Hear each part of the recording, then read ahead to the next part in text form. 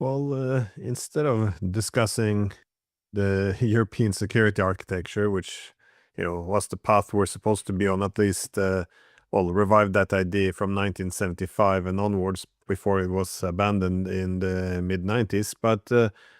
Um, we're nowhere close to reviving this. However, people are still talking about possible peace agreement, or at least the last one out now was Turkey. They suggested a ceasefire, not a peace agreement, but a ceasefire. And also around the same time, it was announced that they will supply Ukraine with 70 ATACMS. So it is very, it's very yeah, interesting that the proposals for peace or ceasefire seem to only come when Ukraine and NATO is on its back foot, and even when there's peace proposals, the Europeans, they suggest, well, let's have a ceasefire and we can send in our troops into Ukraine, or and now we see something similar with Turkey. I see that Russia did not respond favorably to this, but. Did you see any pathway then with Turkey, or like who would be the most likely mediator if some talks would be revived? Because it appears that Russia has escalated now more than many had expected, at least in Washington, and it seems predictable that as things go very wrong, there will be voices again calling for something that resembles peace, at least, or sounds like peace. You know, the last Turkish show, just looking up the name of it, Nadir, I'm not quite sure why they used the Russian name for it. Last Turkish ship that was struck by Ukraine is now being pulled out of port after being repaired to return. It was a grain hauler. So Erdogan, because, like it or not, he's absolutely in Trump's pocket. And he's shown himself to be an absolute strumpet. On numerous occasions, like when he complains about Israel genociding Palestinians, and then sends 57 tankers of oil to Israel. And his people are very angry with him right now. So he may not be there for lasting too long, because even as Ukraine freely shoots at Turkish ships, he's going to supply Ukraine. So what do you expect from the Turks? I mean, for God's sakes, what can you expect from that leadership? They've been what they've always been: double the traitorous, murderous thugs. The same thugs that genocided Christians and Alawites and Shia in Syria, at least northern Syria. That they, of course, if you're winning a war, you're not going to ask for a ceasefire. I mean, yeah, we are advancing. Let us come to ceasefire, said no general ever at this point. So, of course, they want a ceasefire because they're losing.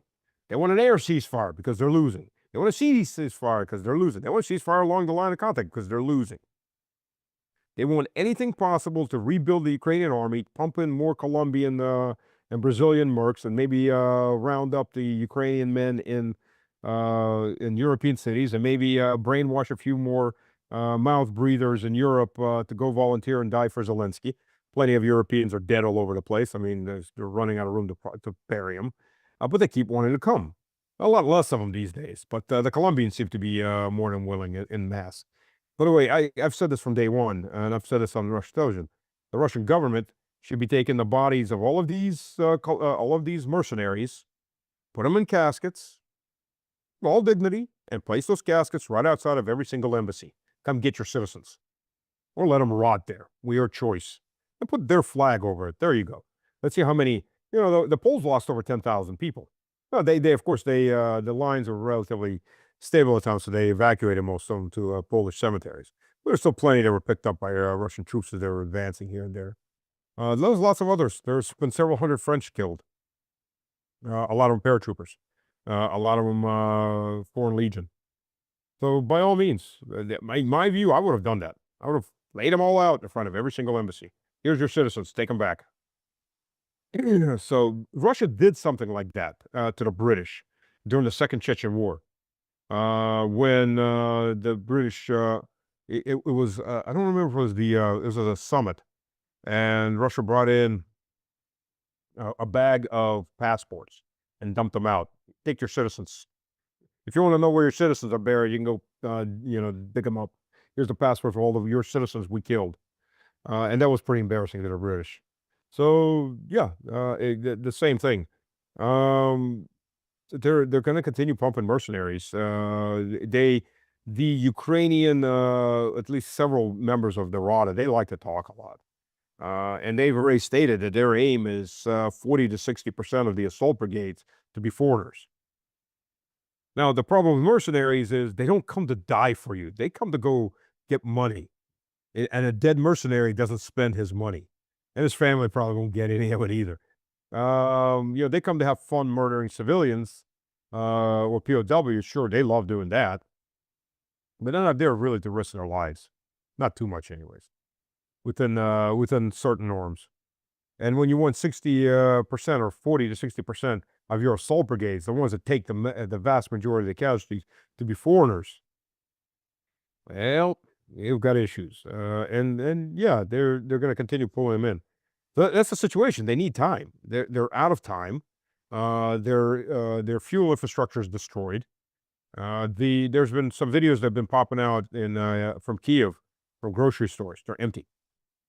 Because now that America has decided to do an economic war on Russia via Ukraine, Russia started striking all Ukrainian economic targets that it hadn't done for 4 years, including food warehouses and transportation networks. That's it. Welcome to reality. Russia can escalate a lot faster than the West, up to and including nuclear weapons. That it hasn't is unfortunately taken by the Western elites, by the Epstein pedophiles from Washington, D.C., to London, to Brussels, to Berlin, as meaning that Russia is weak and can't do it. It just showed them it can do it. I mean, it's been showing them on these. It shut down the Western Black Sea. It destroyed the Ukrainian fuel infrastructure. It's continued taking apart. It's destroyed their rail network, the locomotives. It's hitting their food warehouses. Winter's coming, as the Russian saying goes, "Zima не за горами." Winter's not beyond the mountains. That's kind of like the Song of Ice and Fire, or the HBO series, Game of Thrones. Winter's coming. It's the same concept. Winter's not beyond the mountains. So what happens? What happens to Ukraine when there's no food and there's no energy, and temperatures drop into -10, -15? If that's a normal winter in at least the northern half of Ukraine, you've got big problems. And Europe, by the way, is not going to be in much better shape. Europe is down around the 30% fill-up rate for gas. I know you Norwegians don't have a problem with that. You're not going to freeze. The European, the rest of them are. They're supposed to be close to 90% right now. They're in their 30, 40%, probably even lower. And food crops, the crop this year is going to be 40% lower in volume. So you've got big problems everywhere. So send more money to Zelensky. Well, you and I have spoken a lot before about the concern in Russia that its deterrence been falling, that the NATO often feels it can escalate with impunity, and the pressure on the Kremlin to essentially retaliate in a more powerful way. And I guess, to a large extent, we're seeing that again against Ukraine, not against NATO, at least yet. But it's, as I said before, Russia seems to have escalated more than many had predicted in the United States. So again, I mentioned the ports before, essentially making Ukraine the de facto landlocked country, sorry, and the bridges, at least that very important bridge in Odessa, which is also struck. So we see the logistics is obviously a key target. What we see, the Kharkiv and Sumy buffers expanding. There's talk about possibility of some Russian movements around Chernigov, and that this might be a new front. What do you see happening next here? Because the Russian rhetoric and the mood seems to be hardening, and it's accompanied by actions as well. So You mentioned they will go after energy. Will also moving more and more now into logistics, so warehouses, railroads, all gas stations, bridges, well, and anything there is to shut things down. So where do you see the Russians heading now? I see the Russians heading into an election cycle, and the election cycle for parliament is in September. Right now, unified Russia uh, uh, has the supermajority. Uh, More likely, they're not going to have a supermajority after this. The two parties are going to be gobbling up a good chunk of their. Now, they'll still probably be in majority, but they're not going to have supermajority. So they're going to have a choice of who to form a government with.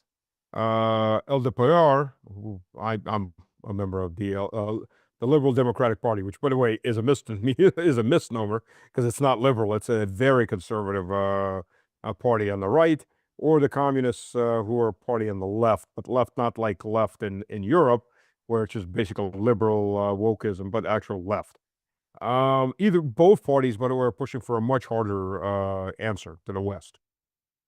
So once United Russia doesn't have a supermajority, it has to form a government, or at least take into consideration to get anything passed, take into consideration what the other two biggest parties up out of 5 parties in parliament have to say. That's going to change a lot of things. And the military wants a harder strike into the West to teach a lesson, and there's a lot of other factors like that. So. Keep an eye on the elections. That's going to be the big one, and you can see the moods already changing. That nobody's even considering the West's frantic proposal after proposal after proposal. It gets frantic when they're going to fall. Look, the way this is going to go, as far as I can tell, anyways, as far as I understand it, the 3 primary targets right now. The primary target number 1.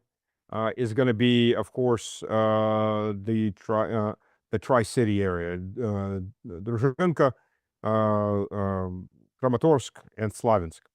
And it's got an envelopment from the back. It's got pincher movements north and south, and it got a forward assault coming in from the east.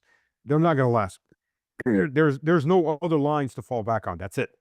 What Ukraine's been able to do is, previously for the last 4 years, any city that got taken or town got taken that were fortified to the east, they fell back 4, 5, 6 kilometers to the next one and the next one. But there is no more next ones. There's fields. There's some small villages here and there that aren't fortified. There's nothing there. And when the rains start mid to late September, and those fields turn to mud, and the only way you get in and out is by paved road. And that entire rear area, guess what? It's already inside of Russian aviation, artillery, which are rocket artillery, and drone control. It's already near impossible to get things in and out. In a month and a half, no one's getting out. It's a morgue. You either surrender or you die. That's it. That's the only option these guys are going to have. And that's going to be weighing on their brains right now. And that's going to be hitting morale hard. Well, you know that pretty soon, ain't no getting out. It's already pretty risky trying to get out. And in a month and a half, that's it. That line of communication is closed. And you've been sacrificed by Zelensky and company to stand and die while they're making money. They all know this. All those Ukrainian troops, except for maybe the most diehard, and actually Azov has shown that they know this too, because they've refused multiple times to do suicide attacks to try to break encirclement like that. They said no, and they just left. So these guys know, and they know that they're dead men walking right now, no matter what happens. Whether Russia takes it before the rains or Russia takes it after the rains start, they're dead men walking. That's number one, because after that you open up that entire region, all the way through to Poltava and Dnipropetrovsk, and up into Kharkiv from the south. That all opens up, and Russia's already moving toward from Krasny Liman toward Izum. And from Krasny Liman down to Slavinsk is about 10 kilometers. And you're on the high ground looking down. The second target, main target right now is Sumy. Why Sumy? Because Sumy is a major logistics hold. You want to take Kharkiv, you got to cut Kharkiv off. Kharkiv's obviously cut off from the north and the east. Sumy cuts it off from the west. If you look at the map of Sumy, you'll see lots of interstates that run through Sumy. They come from Chernihiv, they come from Kiev, they come from Dnipropetrovsk. There's one line that goes to Kursk, which is the line that they followed when they invaded Kursk and conquered a whole whopping 10% of the Kursk oblast, maybe 12, for a loss of 80,000 dead, including lots of Americans and lots of Europeans as mercs or mercs. It, and there's a big interstate that runs to Kharkiv. It feeds Kharkiv from the west. Sumy falls, that's it. Or Sumy's invested, you already could cut those logistic routes by drones, by artillery, by diversionary groups. The Kharkiv is going to be cut off from every direction except the south. These three city conglomerate falls, Kharkiv is going to be cut off from the south too, a lot faster.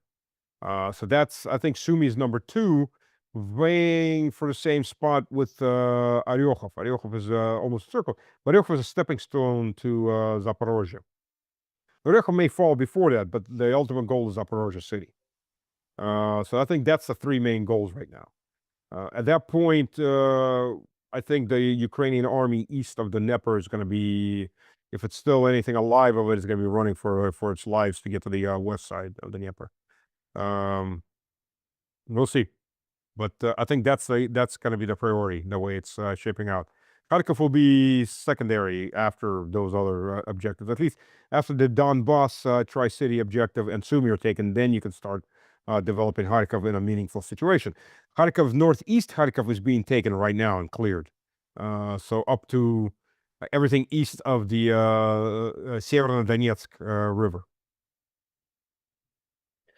See, I don't understand why the European leaders are still boycotting the diplomacy. I mean, even if they hate Russia to their core, if you see that your proxy war is failing and at the collapse, I mean, if the past 4.5 years was the good times when the Russians and Ukrainians were bleeding each other and the front lines don't move, as the RAND report from 2019 suggested, the benefit would be to escalate tension so we can, bleed Russia of its resources. However, a full-out war could be problematic because if then a large strategic territory begins to shift towards Russia, this would not be in our interest. We seem to have reached that point now, and I still don't understand. Again, even if they hate Russia to the core, they must see what's about to happen here. Something is, it's escalating. They're not in control of this anymore. Something's gonna crack. It's just strange. No one's even talking. I talked to 2 days ago with George Beebe. He was the former director for Russia analysis at the CIA, and he was making the point, if we find an agreement on the European security architecture, as you argued that the Russians have been asking for the past 140 years, then, it could be a positive sum game. Everyone wins, the Russians, the Europeans, especially the Ukrainians, by not being a frontline state. But it's going to take a long time. You can't just discuss a European security architecture overnight. So why wait until everything is falling apart? It's, one doesn't have to make any concession, but not even talking, getting the framework in place. I don't understand. I would like to think there's some evil plan behind, but I don't think anyone's behind the wheel anymore. I think it's just, nonsense, to be honest. Anyways, Well- any final thoughts before I finish off? Yeah, well, first of all, wars take on a life of their own. It's much easier to give birth to a war than to put it down. And that becomes, as more crimes are committed, as more crimes against Russian people are committed by America's 40 days of terrorism against against Russia. We'll call it what it is. Those Ukrainian drones weren't finding targets in lifetime by themselves. And those drones aren't Ukrainian to begin with. Ukrainian launched drones. That would be a better way to put it. Wars take up a life of their own, a political life.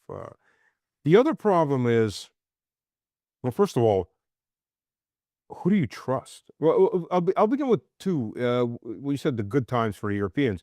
Well, the good times for Europeans was when 1.5 million Ukrainian men died. The previous war. I mean, the previous years. The Ukrainian losses somewhere between 2 to 2.5 million right now. And there was been several hacks of their database systems, names, addresses, everything.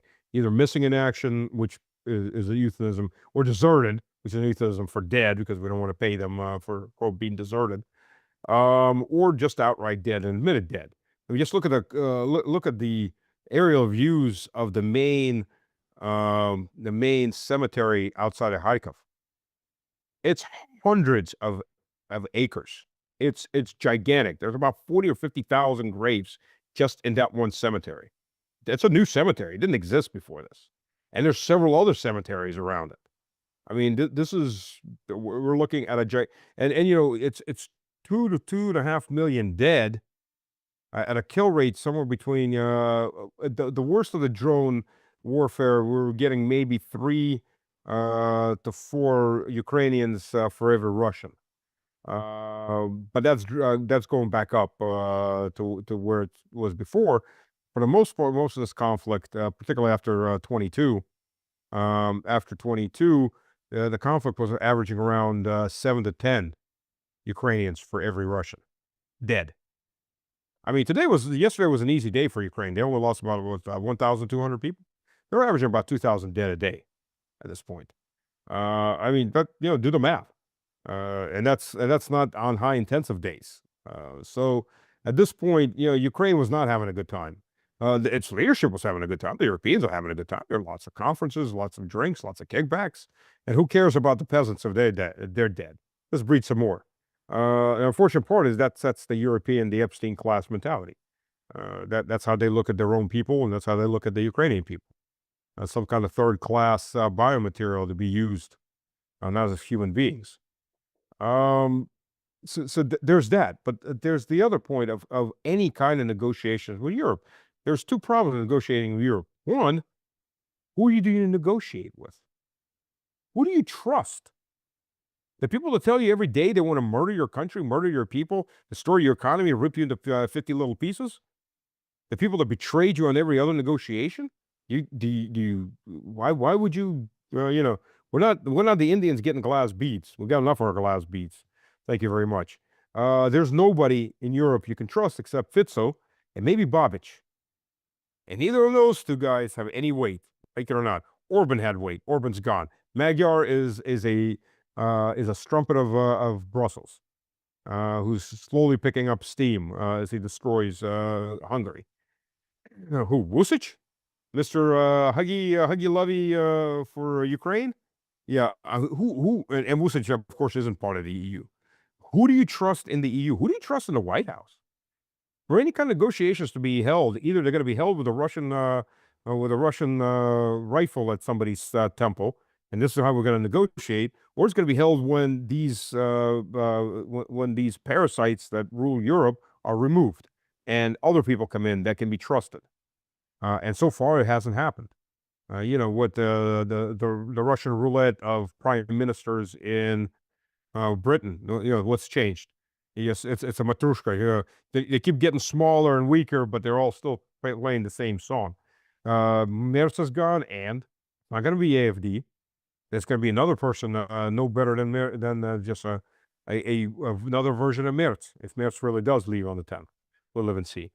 If it's just internet rumor. But here's the point. Even Le Pen is Macron light now. She has multiple times said that she is all for sending weapons to Ukraine. Can you trust her? So either she's lying to get in power, and then you can't really trust her because which way she's going to go then, or she really does. She is all for sending weapons to Ukraine. That's not French soldiers, just weapons. Can you trust her? No, not really. Who do you trust in the West? There is nobody.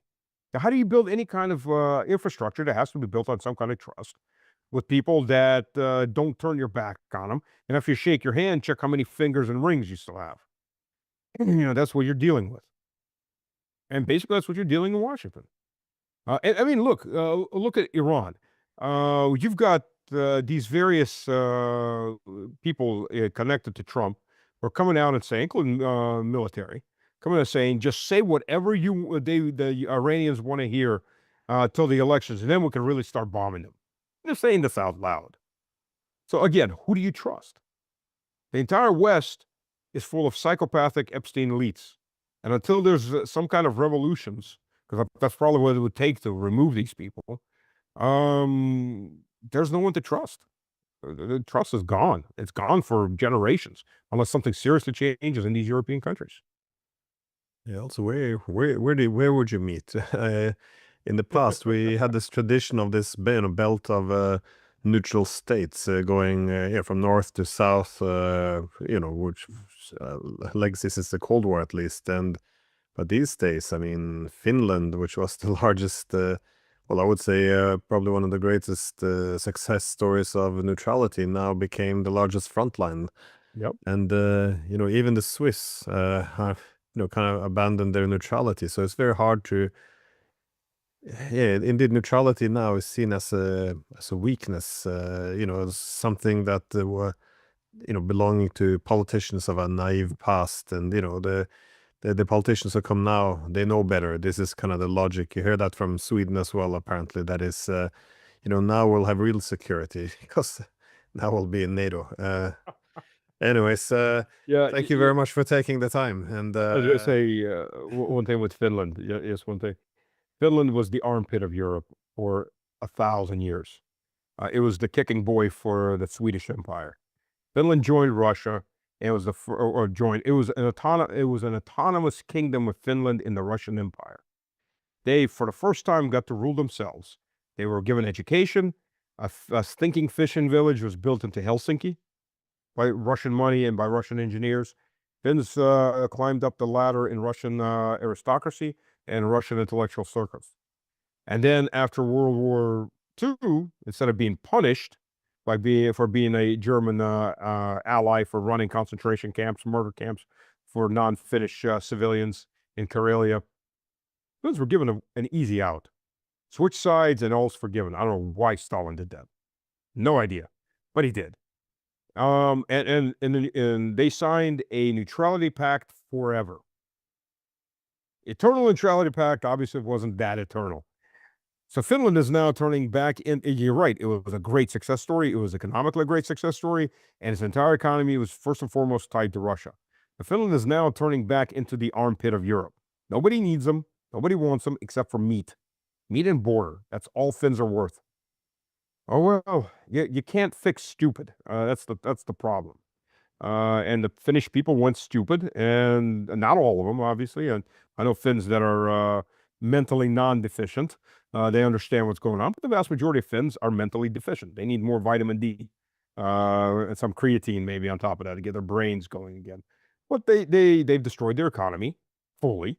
Finnair was one of the best airline companies in the world. Now it's begging people to buy their Boeings because nobody needs them. They're one of the best companies in the world because they flew through Russia and they were connected in flight to Russia, and everything else because of Russia. Finland's number one export was wood products. Wood that they bought from Russia. Now they get to chop down their own forests, which are much more limited. So, but that Finland is just a microcosm of the rest of non-Russian Europe. The other 58% of Europe, unfortunate to say, it's a microcosm of it. So, until the peasants are poor and hungry enough to revolt, this will continue, or until they're dying under Russian tanks, whichever their leaders choose.